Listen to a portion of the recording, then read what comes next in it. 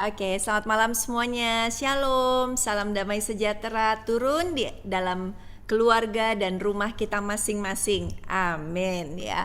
Senang sekali malam hari ini kita akan mendengarkan kembali kebenaran firman Tuhan karena kita percaya kehidupan kita di zaman sekarang ini benar-benar harus kuat di dalam firman Tuhan karena kita dibanjiri dengan berbagai macam berita. Kita sudah makin zaman teknologi. Setiap hari kita akan terima yang namanya pemasukan ya dari sosial media, apalagi kalau kita seneng di depan TikTok bisa 3 jam depan TikTok, bisa 4 jam depan TikTok ya. Terima macam-macam yang belum tentu kebenarannya atau belum tentu ada nilai kekekalan di dalamnya. Dan kita terima mentah-mentah. Kalau kita nggak kuat di dalam firman Tuhan, kita akan mudah sekali terpengaruh, akan mudah sekali ketakutan, akan mudah sekali kita terpikat gitu ya dengan perkara-perkara dunia yang ditawarkan oleh dunia ini. Tetapi malam hari ini saya percaya firman Tuhan akan berbicara kepada hati kita masing-masing dan kita akan alami perkara-perkara yang dahsyat. Yang mau dan setuju katakan amin. Yuk kita berdoa terlebih dahulu ya. Tuhan Yesus, terima kasih untuk malam hari ini. Tuhan kumpulkan kami bersama-sama, boleh beribadah, boleh memuji, menyembah-Mu ya Tuhan, boleh merasakan hadirat-Mu Tuhan, mengisi rumah kami, mengisi keberadaan kami ya Tuhan. Betapa indahnya Tuhan. Seperti Daud berkata, lebih baik 1 hari ada di pelataran rumah Tuhan daripada 1000 hari di tempat lain. Dan sungguh itu yang kami rasakan. Dan saat ini Bapa, kami siap untuk diberkati lewat kebenaran firman Tuhan. Kami mau belajar, kami mau dimuridkan ya Tuhan. Dan kami percaya ya Bapa, firman Tuhan itu akan teguh. Dan firman Tuhan itu benar-benar akan membuat terobosan-terobosan baru di dalam kehidupan kami. Dalam nama Yesus sama-sama kita katakan amin. Oke, malam hari ini saya akan berbicara mengenai tulus hati ya, tulus hati. Kalau kita lihat tadi saya katakan seringkali di dalam sosial media kita nonton berbagai macam reels atau kita nonton TikTok ya. Kita dibanjiri dengan banyak sekali hal-hal yang kita tonton. Tapi ada satu yang pernah saya tonton ya, dan saya suka sekali. Kenapa? Karena di video ini diceritakan ada seseorang yang dia berpura-pura nggak punya uang, kemudian dia coba untuk minta tolong kepada orang gitu ya. Satu kali dia minta tolong karena dia lagi naik motor, berpura-pura naik motor dan katanya bensinnya habis. Lalu dia mendatangi seorang bapak dan dia katakan, bisa tolong saya nggak? Saya nggak punya uang, bensin saya habis. Dan yang luar biasa bapak itu ya dengan sangat tulus hati berkata, oh bisa saya bantu, sini. Kamunya haus nggak? Bahkan ditawarin minum segala. Kamunya haus nggak?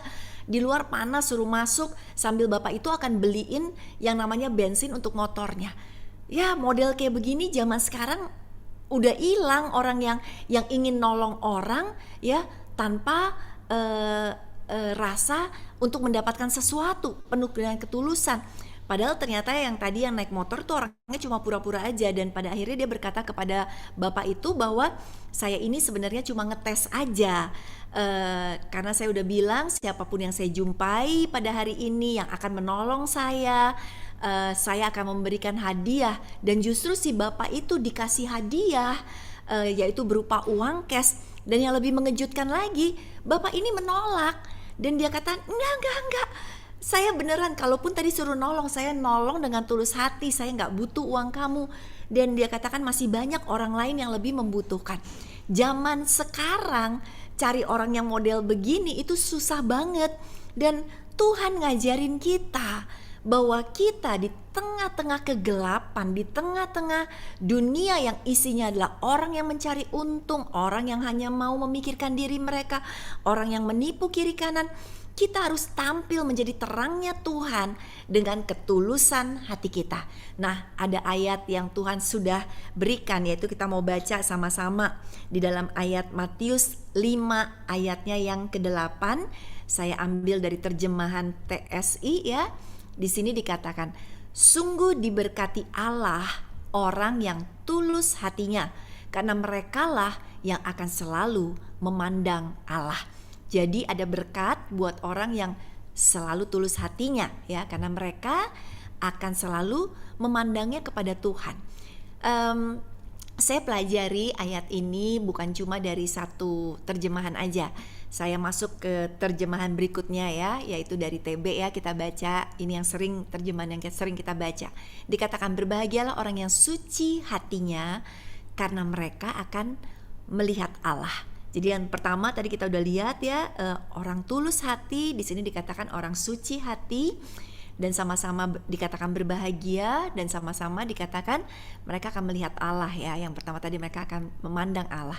Tapi ada satu terjemahan lagi yang ingin saya bagikan, yaitu terjemahan dari BIMK. Di sini dikatakan berbahagialah orang yang murni hatinya, mereka akan mengenal Allah. Wow, kalau kita baca Alkitab dan kita coba gali dari berbagai terjemahan, membuat kita kaya sekali ya. Dari satu ayat yang sama kita udah dapat kekayaan tuh, ada 3 kata-kata yang sama, tetapi di situ ditulis ada yang suci, ada yang tulus, ada yang murni, dan semua itu punya kualitas yang luar biasa perkataan-perkataan ini gitu ya, dengan berkat-berkatnya juga yang mengikuti. Nah, di dalam kehidupan kita yang Tuhan suruh supaya kita dikatakan untuk apa sih kita ada di muka bumi ini, tujuan kita apa sih? Kenapa Tuhan selamatkan kita? Dan kita selama kehidupan kita diproses itu untuk apa gitu sama Tuhan? Jawabannya ada di dalam Roma 8 ayat 29. Dikatakan seperti begini. Sebab semua orang yang dipilihnya dari semula, mereka juga ditentukannya dari semula untuk menjadi serupa dengan gambaran anaknya. Jadi malam hari ini firman Tuhan mau mengingatkan kita yang sudah dipilih dari semula, agar kehidupan kita dari hari ke hari semakin serupa dengan Kristus. Ini tentu saja lewat proses. Waktu kita terima Tuhan, mungkin nggak langsung kita bisa mengalami yang namanya buah. Ada buah dalam kehidupan kita, tapi lewat proses. Tapi yang penting waktu kita lihat ke belakang, waktu kita lihat pada saat pertama kali kita kenal Tuhan sampai dengan hari ini, harus ada progres, harus ada kemajuan. Jangan kita ada di tempat yang sama seperti dahulu ya. Kemudian 1 Yohanes 2 ayat yang ke-6 dikatakan seperti apa? Dikatakan begini ayatnya. Barang siapa mengatakan bahwa ia ada di dalam Dia, ia wajib hidup sama seperti Kristus telah hidup. Kita ngaku anak Tuhan, kita ngaku kita ada di dalam Dia. Berarti Tuhan suruh kita supaya kita wajib hidup sama seperti Kristus telah hidup. Garis bawahi kata wajib. Kata wajib adalah harus ya, satu keharusan buat kita, di mana kehidupan kita harus semakin serupa dengan Dia gitu ya. Dan apa salah satunya yang sama yang harus kita miliki seperti halnya Tuhan miliki, yaitu yang namanya ketulusan hati. Karena Tuhan adalah pribadi yang sangat tulus, pribadi yang sangat suci, pribadi yang sangat kudus, pribadi yang tidak terkontaminasi. Ini yang Tuhan inginkan di dalam kehidupan kita. Kita harus punya ketulusan hati, kita harus punya kesucian hati, kita harus punya kekudusan hati, dan kita tidak terkontaminasi oleh apa? Oleh hal-hal duniawi. Karena dari hari ke sehari kita makin dipisahkan dari dunia, kita makin dijauhkan dari perkara-perkara dunia, dari kedagingan, dari hal-hal duniawi. Nah, untuk itu malam hari ini kita juga mau belajar. Tentu saja setiap kita ingin punya hati yang tulus. Yang pingin punya hati yang tulus di rumah masing-masing katakan amin. Amin ya. Kita semua pengen punya hati yang tulus, yang kudus, yang suci, yang tidak terkontaminasi, yang berkenan di hadapan Tuhan. Nah, untuk itu ada beberapa hal yang harus kita cek and recheck di hati kita. Apakah ada hal-hal yang bisa membengkokkan ketulusan kita, yang bisa mencemari kekudusan kita, yang bisa membuat satu kontaminasi di dalam kehidupan kita. Nah, kita mau bahas beberapa hal supaya kita bisa menyadari jangan-jangan kita masih memiliki hal-hal ini. Dan kalau kita merasa kita masih memiliki hal ini, tentu saja Roh Kudus di dalam kita akan berbicara dan kemudian akan membuat kita sadar diri dan membuat kita untuk hidup semakin berkenan kepada Tuhan, artinya tidak melakukan hal-hal yang ingin saya bahas selanjutnya. Apa aja? Pertama, hati yang kudus itu akan terkontaminasi, hati yang tulus terkontaminasi dengan hati yang masih jahat gitu ya. Kalau hati kita ternyata ada kejahatan di dalamnya, ini yang akan membuat kehidupan kita tidak bisa maju ke depan gitu ya. Kehidupan kita akan berjalan di tempat. Dikatakan di dalam Amsal 6 ayatnya yang ke-18, hati yang membuat rencana-rencana yang jahat dan kaki yang segera lari menuju kepada kejahatan. Coba cek, apakah di hati kita kadangkala muncul rancangan-rancangan yang jahat.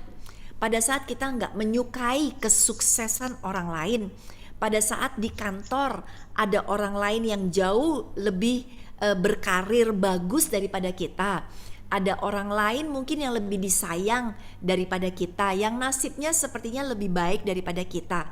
Tanpa kita sadari, hati kita mulai membuat yang namanya rencana-rencana yang jahat. Belum jadi kejadian gitu ya, tapi udah merencanakan. Seperti misalnya, proyeknya gak akan dibantu ya, ngapain bantuin dia, nanti dia yang akan dapat kredit dari si bos misalnya.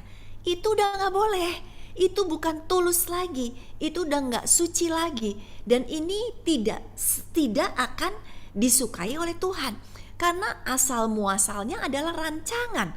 Tetapi kalau rancangan ini didiamkan, maka dikatakan pasti kaki akan segera lari kepada kejahatan. Sebentar lagi apa yang muncul di hati kita akan timbul keluar, dan tanpa kita sadari yang tadinya dari rancangan aja akhirnya akan menjadi kenyataan. Kita benar-benar gak mau bantu orang. Kenapa? Karena kita takut orang itu lebih sukses dari kita. Kita gak mau nolong orang karena kita berpikir ya kan, hal-hal yang jahat di dalam hati kita. Coba cek, mungkin ada kejadian-kejadian kecil yang masih kita lakukan dalam kehidupan kita. Dikatakan lagi di dalam Yeremia 17 ayat yang ke-9, betapa liciknya hati, lebih licik dari segala sesuatu ya. Siapa hati yang sudah membatu, siapakah yang dapat mengetahuinya? Betapa liciknya hati ya, lebih licik dari segala sesuatu. Hati yang licik tuh kita temui di mana-mana. Hati yang gak tulus. Lihat, berita-berita penipuan gampang banget kita dengar ya. Berita-berita di koran, di mana di online lah. Di online tuh penipuan tuh luar biasa, banyak banget. Baru-baru ini kejadian menimpa teman saya sendiri yang cerita ya. Dia katakan dia tertarik dengan seseorang yang menjual tas dengan harga kok sedikit di bawah pasaran. Kemudian dia beli 3 langsung, dia transfer uangnya, dan apa yang terjadi? Gone, hilang, ditipu. Nah, bukankah orang tersebut ya, bukan yang beli tetapi yang menjual, punya kelicikan di dalam hatinya ya, merancangkan hal yang jahat, licik sekali. Belum lagi kemarin kita dengar sempat beberapa saat yang lalu penipuan saham, jebol semuanya. Teman-teman kita yang mungkin taruh uang di saham, kehilangan uang mereka. Belum lagi macem-macem deh, segala macam pemalsuan barang. Disebabkan oleh apa? Disebabkan oleh hati yang licik. Coba kita cek, hati kita jahat gak sih? Masih gak sih kita punya kejahatan? Kalau masih ada, Tuhan gak suka. Karena hanya orang yang suci hatinya yang dapat memandang kepada Tuhan, yang dapat melihat kepada Tuhan. Kalau ada kejahatan, itu akan menjadi seperti selaput yang menutupi kita untuk bisa melihat kepada Tuhan, untuk memandang kepada Tuhan kita ya. Itu hati yang jahat. Kita cek malam hari ini supaya kita betulkan. Minta ampun kepada Tuhan supaya tidak ada lagi rancangan kejahatan di dalam hati kita buat siapapun juga ya. Sekalipun orang itu mungkin adalah orang yang menyakiti hati kita, menjahati hidup kita. dilarang ya untuk merancangkan yang jelek, merancangkan yang jahat kepada orang yang sekalipun jahat dalam kehidupan setiap kita. Apalagi ya, kita cek ternyata ada lagi yang namanya hati yang gak tulus itu ya, adalah hati yang jauh dari Tuhan. Hati yang jauh dari Tuhan dikatakan Matius 15 ayat yang ke-8. Bangsa ini memuliakan aku dengan bibirnya, padahal hatinya jauh daripadaku. Ini bicara tentang orang percaya. Ini bicara tentang orang yang bisa nyembah, orang yang datang ke gereja. Bicara tentang orang yang terlihat baik di dalam gereja, baik di dalam kehidupan mereka. Tapi ternyata hatinya jauh daripada Tuhan. Dengan kata lain, orang-orang seperti ini adalah orang munafik.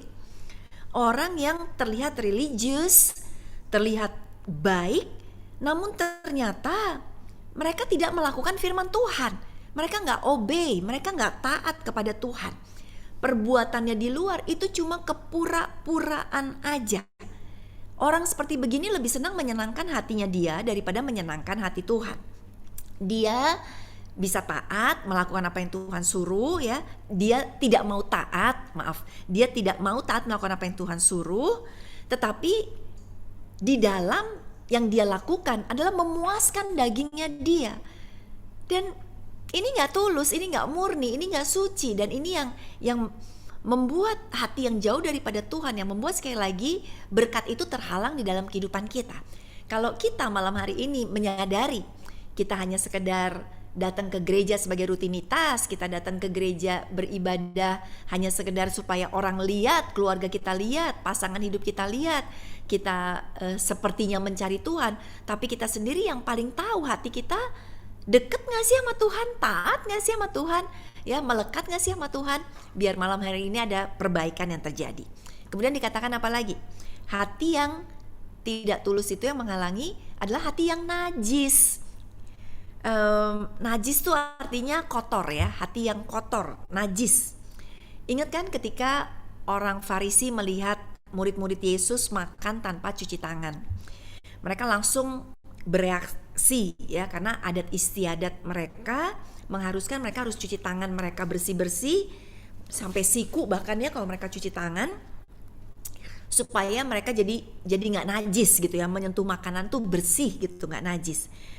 Tapi Tuhan Yesus waktu mereka marah gitu ya, waktu mereka ngomong, tapi Tuhan Yesus bilang ke mereka gitu ya, Markus 7 ayat 15 dikatakan, apapun yang tidak tahukah kamu bahwa segala sesuatu yang masuk dari dalam mulut ke dalam perut lalu dibuang di jamban, tetapi apa yang keluar dari mulut berasal dari hati, itu yang menajiskan orang. Hati itu yang ngotorin orang. Yang keluar dari hati inilah yang menajiskan orang. Nah, kita tanpa sadar gitu ya, bahwa seringkali kita gak jaga hati kita. Keluar dari hati kita itu perkara-perkara yang menajiskan ya. Karena dari hati timbul segala pikiran jahat, timbul pembunuhan, perzinahan, percabulan. Dengarkan baik-baik, ini timbulnya dari mana? Dari hati. Pikiran jahat, pembunuhan, perzinahan, percabulan, pencurian, sumpah palsu, hujat, itu yang menajiskan orang. Tapi makan dengan tangan gak dibasuh itu gak menajiskan kata Tuhan. Jadi Tuhan benar-benar serius tentang yang namanya kenajisan hati. Tuhan gak suka kita anak-anak Tuhan punya kenajisan hati. Bahkan Tuhan udah sampai jelasin ya, kenajisan hati itu seperti apa. Perzinahan ya, perbuatan yang melanggar kesucian pernikahan. Tuhan gak suka dengan perzinahan gitu ya. Bahkan Tuhan itu dalam kekudusan, Tuhan ini kan tanpa dosa. Tuhan ini sangat kudus. Bukan sekedar hanya perzinahan itu artinya tidur dengan orang lain yang tidak resmi menjadi pasangan hidupnya, tetapi standarnya Tuhan dalam kekudusan tuh lebih tinggi dari itu.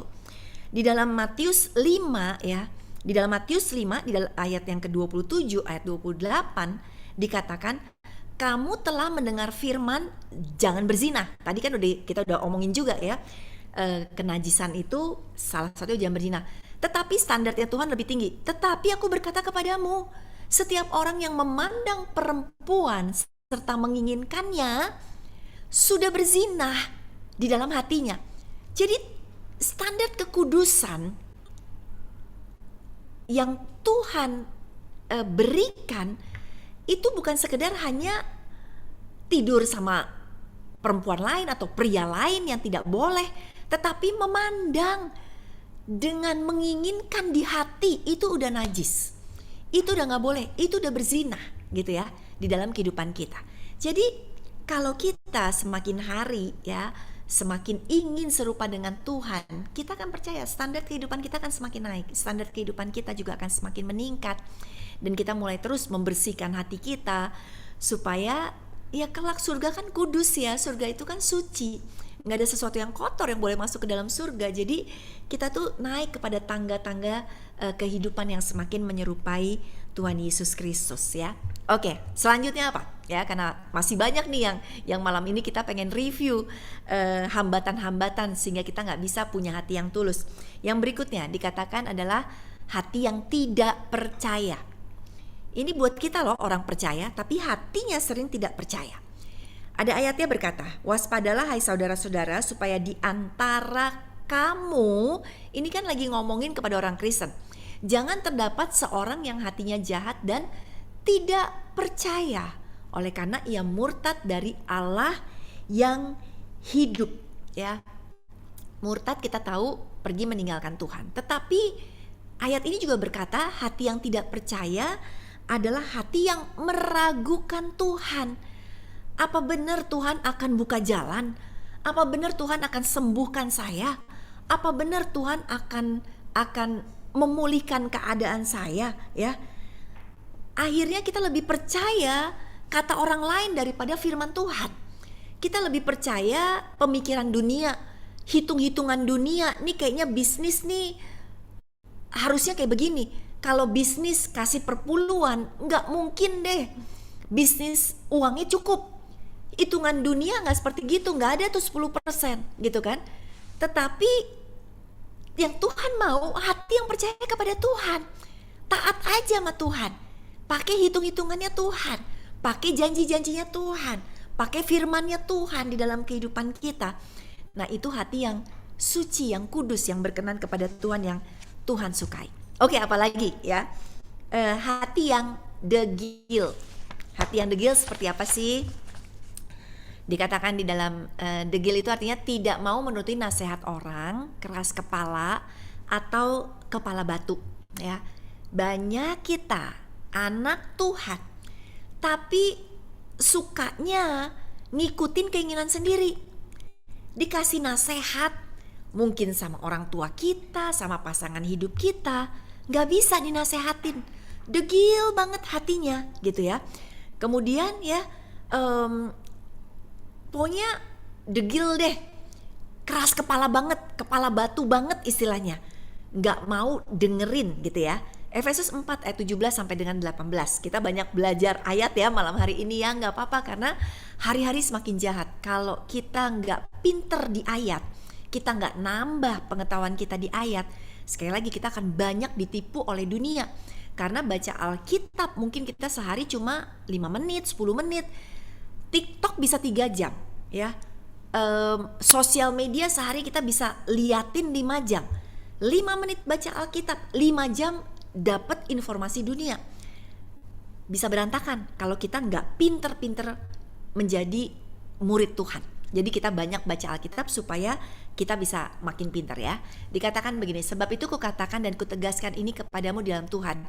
Jangan hidup lagi sama seperti orang-orang yang tidak mengenal Allah dengan pikiran yang sia-sia dan pengertian yang gelap, jauh dari hidup persekutuan dengan Allah.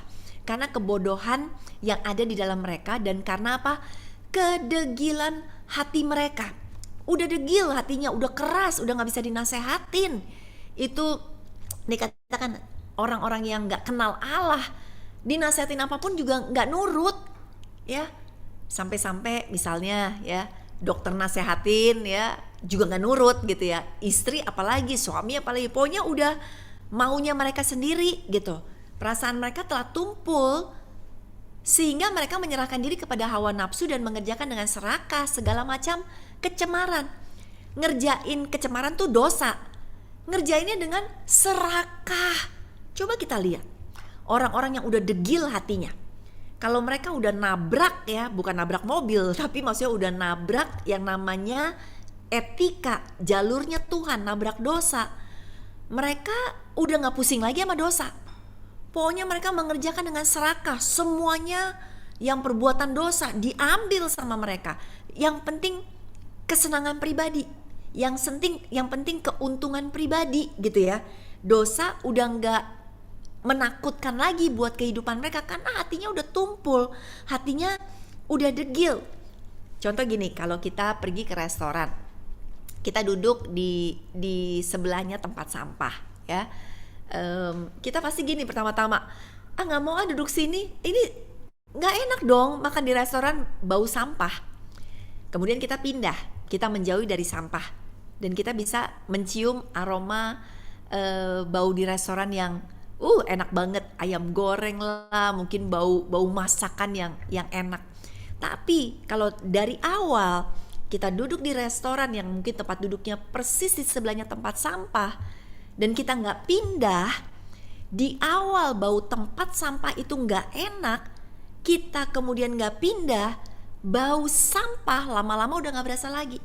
Sama, kalau kita dari awal udah izinkan ada dosa mulai masuk dalam kehidupan kita karena hati kita mulai degil, lama-lama kita jadi biasa sama dosa. Dosa udah gak menakutkan lagi di dalam kehidupan kita. Untuk itu ya, cek hati kita, apakah kita termasuk orang yang keras hati, susah dinasehatin, susah denger firman Tuhan, susah dengerin pasangan kita mungkin yang menasehati kita dengan benar ya kan. Minta hari ini Tuhan memulihkan hati kita supaya setiap kedegilan hati bisa diangkat oleh Tuhan. Oke, apalagi ya, hati yang sombong. Tuhan mencari orang yang rendah hati ya, bukan orang yang sombong. Orang dikatakan orang yang sombong dan tinggi hati aku tidak suka. Siapa yang suka sama orang yang sombong gitu kan? Gak ada orang yang suka sama orang yang sombong. Orang yang sombong itu biasanya ngerasa lebih berkelas, lebih kaya, lebih pinter, lebih bener ya, sehingga sombong banget gitu ya, menyebalkan banget nih orang-orang yang sombong gitu ya modelnya.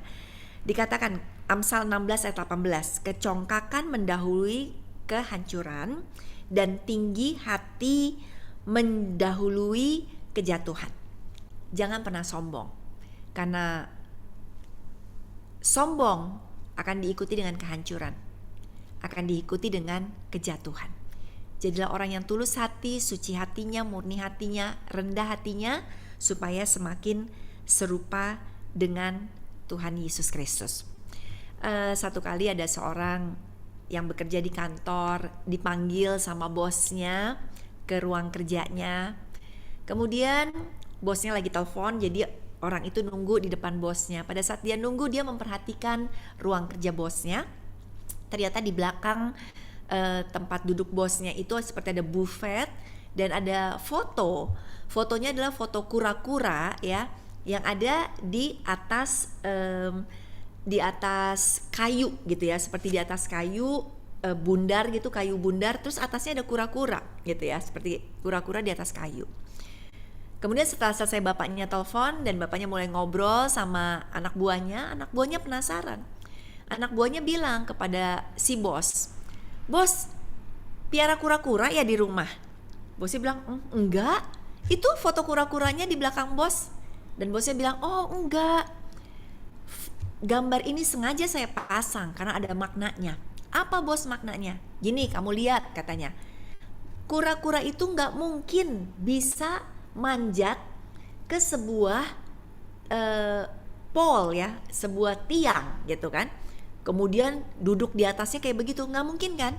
"Iya bos, nggak mungkin, bukan cicak," katanya.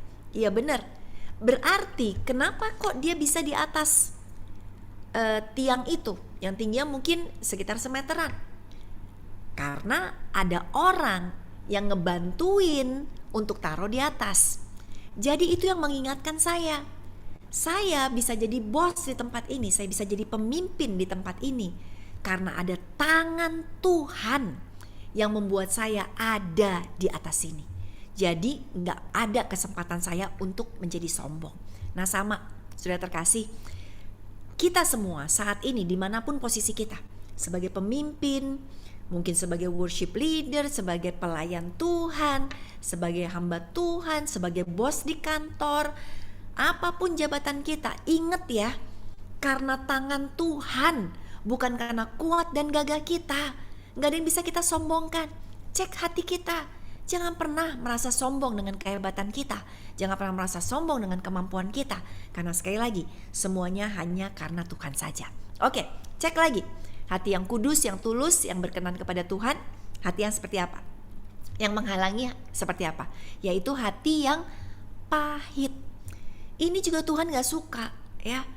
Hati yang pahit dikatakan di dalam Kisah 8 ayat 23. Sebab kulihat bahwa hatimu telah seperti empedu yang pahit dan terjerat dalam kejahatan.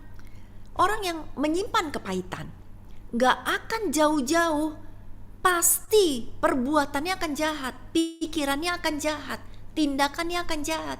Karena orang pahit itu sumbernya pahit, mata airnya pahit, maka keluarnya juga pasti pahit. Zaman dulu, salah satu cara untuk menaklukkan satu desa dengan cara apa? Ya, dengan cara bukan diserang desa itu rame-rame, tetapi gampang. Cari ke sumber mata airnya di atas gunung, kemudian dikasih yang namanya racun. Dari air di mata gunung turun kepada seluruh penduduk sungai yang ngambil sungai, air dari sungai untuk mereka minum, untuk mereka masak. Tanpa mereka sadari, mereka lagi minum racun. Dan satu penduduk desa itu mati. Bayangkan kalau kita simpen racun di hati kita, kepahitan di hati kita, seluruh kehidupan kita akan mati. Lagi pula hati yang pahit ya kan, akan membuat balas dendam, kejahatan demi kejahatan, bahkan bisa sampai ngebunuh karena punya kepahitan di dalam hatinya. Nah ini yang membuat Tuhan gak suka ya. Sehingga malam hari ini dari 7 ya, udah banyak ya, dari 7 hal-hal yang menghalangi biar kita check and recheck. Jangan-jangan kita masih punya di dalam hati kita. Dan biarlah malam hari ini kita semua singkirkan semuanya itu. Kita semua bisa memiliki hati yang tulus, hati yang murni, hati yang kudus, yang berkenan di hadapan Tuhan. Kenapa? Karena berkatnya dikatakan kita akan melihat Tuhan. Dan mungkin kita berkata, ya iyalah pasti nanti kalau kita mati di surga kita akan ngelihat Tuhan gitu ya. Tapi enggak, berkatnya kita juga akan ngelihat Tuhan pada saat kita masih hidup di muka bumi ini. Maksudnya gimana ngelihat Tuhan gitu ya? Kita bisa lihat Tuhan bekerja di dalam setiap kehidupan kita. Orang yang tulus hati bisa ngelihat tangan Tuhan yang bekerja di dalam kehidupan kita. Emang Tuhan kan nggak kelihatan, dia bukan manusia yang kelihatan, dia spiritual gitu ya. Tapi kita akan bisa merasakan dia, kita akan bisa melihat keberadaan Tuhan, kita akan bisa melihat pertolongan Tuhan terjadi di dalam kehidupan kita. Jadi ayo jaga hati kita, kuduskan hati kita, karena dari hati terpancar segala kehidupan kita. Jadi malam hari ini ya, jangan simpen kepahitan, jangan simpen kebencian, jangan simpen kejahatan. Kita minta hati yang baru malam hari ini Tuhan perbaharui. Stop bersungut-sungut ya, stop marah sama Tuhan gitu ya. Jaga hati kita. Kalau zaman dulu di perjanjian lama, ruang Maha Kudus itu dijaga banget ya. Ruang Maha Kudus di dalam satu tenda gitu ya. Ruang Maha Kudus ini gak boleh sembarangan orang masuk. Kenapa? Karena di ruang Maha Kudus ini Allah, tempat Tuhan, tempat Allah datang, tempat Allah berbicara, tempat Allah hadir, adanya di ruang Maha Kudus. Tapi itu perjanjian lama. Setelah Tuhan Yesus menebus kita ya, datang ke muka bumi ini. Tahukah kita ruang Maha Kudus Allah itu ada di mana? Di hati kita masing-masing. Masa kalau kita tahu ini ruangan adalah untuk Tuhan, masa kita masih mau simpen sih perkara-perkara yang jahat, perkara-perkara berdosa, perkara-perkara yang najis, perkara-perkara kebencian? Kita gak mau dong. Malam hari ini kita mau kuduskan kembali, menjadi penyembah yang benar, yang berkenan di hadapan Tuhan, sehingga ruang Maha Kudus kita, yaitu hati kita, bisa kita berikan yang berkenan kepada Tuhan ya. Karena dari hati ya semuanya, kita harus jaga hati kita dengan segala kewaspadaan, karena dari sanalah terpancar kehidupan kita. Malam hari ini saya percaya kita mau semakin kudus, semakin tulus, semakin berkenan kepada Tuhan ya. Bersihin dulu yang di dalam. Kalau yang di dalam udah bersih, yang dari dalam itu keluarnya pasti bersih, keluarnya pasti baik gitu ya. Gimana cara ngebetulin hati kita? Kita kan gak bisa masuk ke dalam ya, kita gak bisa gosok hati kita di dalam gitu ya.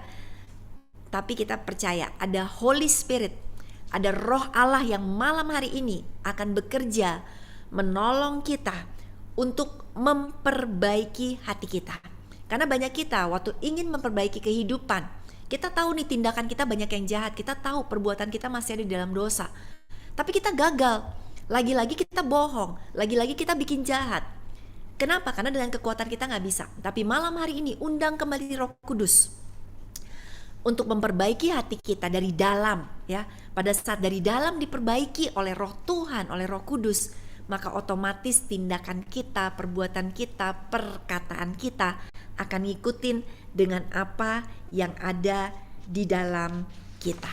Jadi biarlah kiranya pesan Tuhan pada malam hari ini yang penuh dengan ayat-ayat ya, kita makin belajar, kita makin ngerti, kita makin melihat untuk menjaga hati kita supaya tetap murni, kudus, tulus dan berkenan kepada Tuhan, dan kita mau buang setiap hal-hal yang mengotorinya. Amin. Yuk, mari kita berdoa kepada Tuhan. Tuhan Yesus, terima kasih untuk pesan firman Tuhan pada malam hari ini yang mengingatkan kami supaya hidup kami semakin hari semakin serupa dengan Tuhan, bukan serupa dengan dunia ini. Dan Tuhan, yang Engkau inginkan supaya kami punya hati yang tulus, kudus, yang murni di hadapan Tuhan. Untuk itu Bapa, malam hari ini kami udah belajar hal-hal yang masih membuat hati kami bisa terkontaminasi. Mungkin ada rancangan kejahatan, mungkin ada kebencian, mungkin ada hati yang keras, yang sudah dinasehati pun masih gak mau dengar. Ada hati yang tidak taat, ada hati yang masih najis, masih ada hati yang menyimpan dosa pada malam hari ini. Mungkin kiri kanan kami gak tahu, orang lain gak tahu kami masih punya dosa, tetapi Tuhan gak bisa dibohongi. Karena Tuhan ada di dalam kami, ada di ruang Maha Kudus, yaitu di hati kami.